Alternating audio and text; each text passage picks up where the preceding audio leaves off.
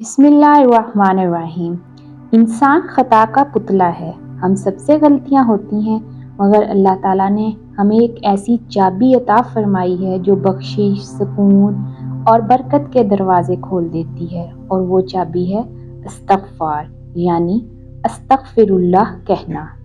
कुरान करीम में अल्लाह ताला सूरत नूह में फरमाते हैं, तुम अपने रब से बख्शिश मांगो, बेशक वो बहुत बख्शने वाला है। वो तुम पर आसमान से बारिश बरसाएगा, तुम्हारे माल और औलाद में इजाफा करेगा और तुम्हें बागात और नहरें अता करेगा।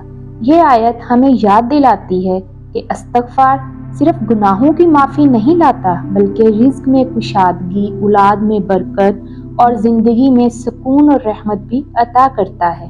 हमारे प्यारे नबी सल्लल्लाहु अलैहि वसल्लम ने फरमाया, जो शख्स कसरत से इस्तग़फ़ार करता है, अल्लाह ताला इसे हर परेशानी से निकलने का रास्ता अता फरमाते हैं, हर गम से निजात देते हैं और इसे वहाँ से रिज़्क़ अता करते हैं जहाँ से इसे गुमान भी नहीं होता है।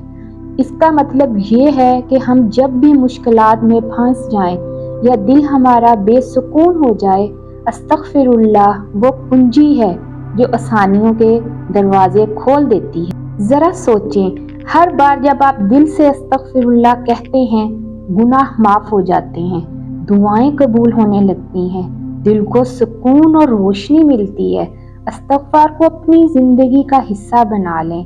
सुबह बेदार होने के बाद, रात को सोने से पहले, खुशी में, गम में, ज़रूरी नहीं है कि आप इसके लिए कोई फ़िक्स टाइम निकालें। नहीं, आप जो कोई भी काम कर रहे हैं, आप काम करते हुए अपनी ज़ुबान पे जो है वो अस्तग़फ़िरुल्लाह का विर्द जारी रखें। आप अपनी ज़िंदगी का जब इसको हिस्सा बना लेंगे ना, तो देखिएगा किस तरह आपकी ज़िंदगी से हर तकलीफ़ और परेशानी जो है वो दूर हो जाएगी।